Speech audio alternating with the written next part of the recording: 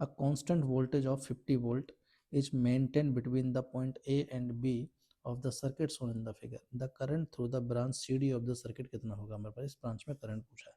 यहाँ अंदर common mistake होती है हमारे पास कि सी डी ब्रांच जो है इसका रेजिस्टेंस 0 है, तो यहाँ का पोटेंशियल भी एक्स है, यहाँ का पोटेंशियल भी एक्स है, तो डिफरेंस कितना हो जाएगा 0। तो मन करे करंट को 0 कर दो, लेकिन करंट 0 नहीं आएगा। वी बाई आर से वी भी 0 है और आर भी 0, तो 0/0 ऐसे तो तुम कैलकुलेट नहीं कर पाओगे। तो 0/0 एक फाइनाइट वैल्यू रखती है।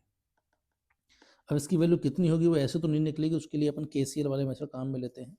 तो मैं क्या कर लेता हूँ, इस जंक्शन सी और डी जो है वो एक ही पॉइंट है, इसका पोटेंशियल एक्स मान लेता हूँ। तो इस सर्किट को अगर मैं हल्का सा रीड्रॉ करूँ तो ऐसे नजर आएगा कि ये 1 ओम है, ये 3 ओम है, ये जंक्शन सी और डी है जिसका पोटेंशियल एक्स है, ये 2 ओम और ये 4 ओम।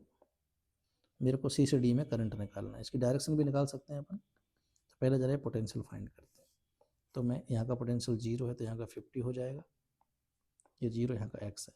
मान लो x ही सबसे ज़्यादा है, अगर x ही सबसे हाई पोटेंशियल है तो इसी से ऑल पॉसिबल डायरेक्शन में करंट ओरिजिनेट होके जा रहा होगा।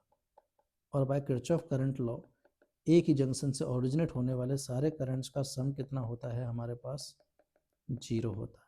अब जरा वैल्यू रखो, मैंने x को ज़्यादा माना है तो I1 की वैल्यू आएगी x माइनस 50/1, I2 की वैल्यू x माइनस 0/2, I3 की वैल्यू x माइनस 50/3, I4 की वैल्यू x माइनस 0/4 और ये सबका सम 0 होगा। 12 LCM आ गया तो वैल्यू आएगी 12x माइनस 600 प्लस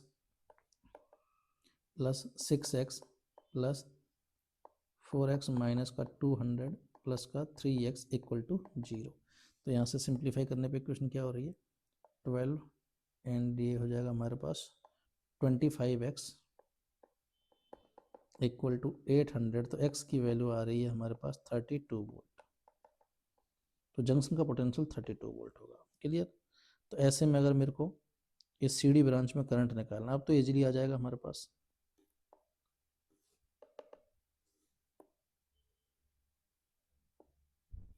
ये 1 ओम है, ये 2 ओम, 3 ओम, ये 4 ओम।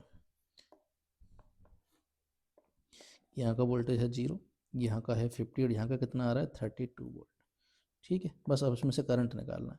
तो पहले तो 1 ओम में से करंट निकालो, इधर कितना आएगा 1 ओम में से करंट कितना आएगा।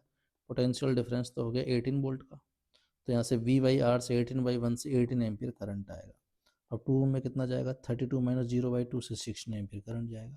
अब इस जंक्शन पे KCL लगाओ, 18 एम्पियर करंट आया जिसमें से 16 एम्पियर इधर गया तो पक्का 2 एम्पियर नीचे गया होगा। तो मैं डायरेक्शन भी बता सकता हूँ कि 2 एम्पियर करंट गया होगा फ्रॉम C टू D। तो आंसर क्या हो जाएगा 4th ऑप्शन। ठीक है बेटा।